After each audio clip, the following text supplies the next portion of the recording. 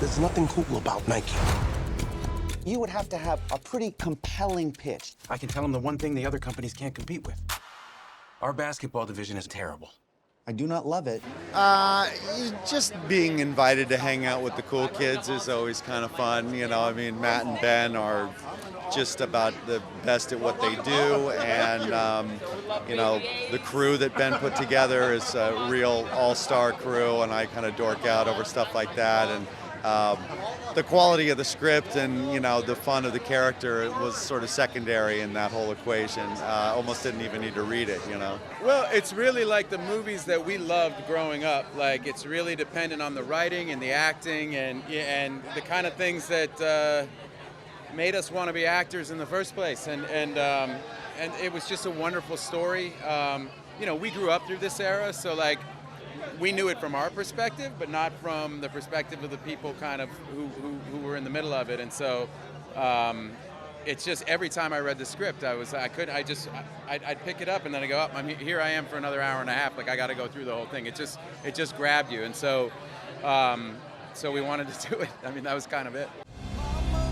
My name's Sonny Vaccaro. I'm with Nike. Do you typically make it a habit of showing up at people's front doors unannounced? I don't like to take no for an answer. Oh, man. Here we go. You know, you're flattered at first, and then the next second is pressure to play the woman who basically is the orchestrator of this great athlete's life, you know? And obviously she was so influential, and then I'm looking at videos of her. And if you've ever seen videos of Dolores Jordan, she's extraordinary. She really is, because she's one of those, you know, she's one of those people where you're like, where did this talent come from? Where did this vision come from? Because she's from a generation of people. She's like our people's age, like 82, 81, she's my mom's age. There's a whole generation of people that, for in my family, they didn't really have dreams, and if they did, they died in the sharecroppers field. And here is this woman who has big vision. Oh yeah, because I want them to see it. I don't think anyone really knows what they're going to experience, because I've read comments. I literally went online to read comments. I can't believe I did. We all do. But yeah, I know, but I really don't need to do that. But when I'm reading the comments, people they can't even anticipate what they're about to see.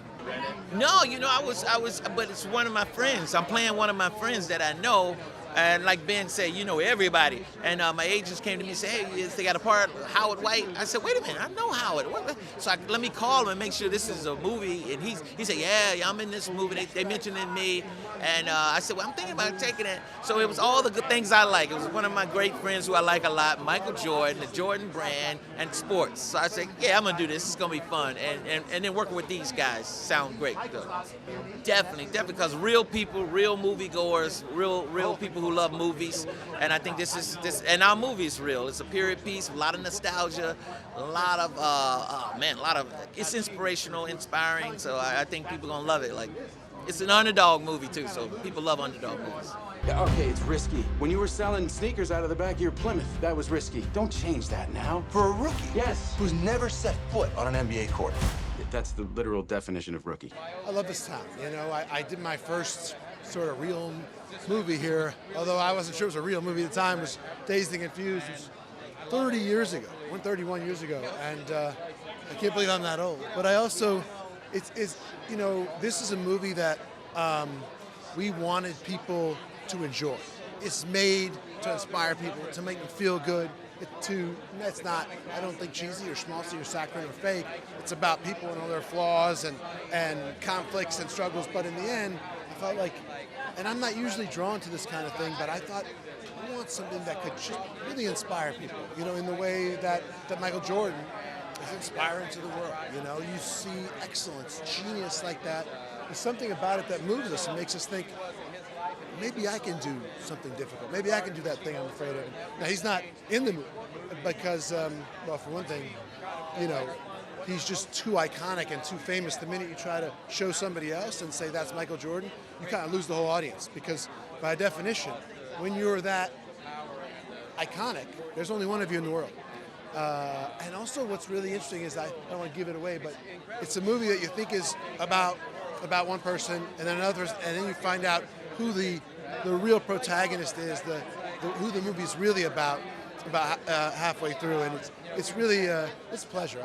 I really love this movie. I'll be honest with you, and I want people to see it in the theater because it's fun, because there's a lot of laughs. It's funny and it's fun, and I love it. So I hope people do too.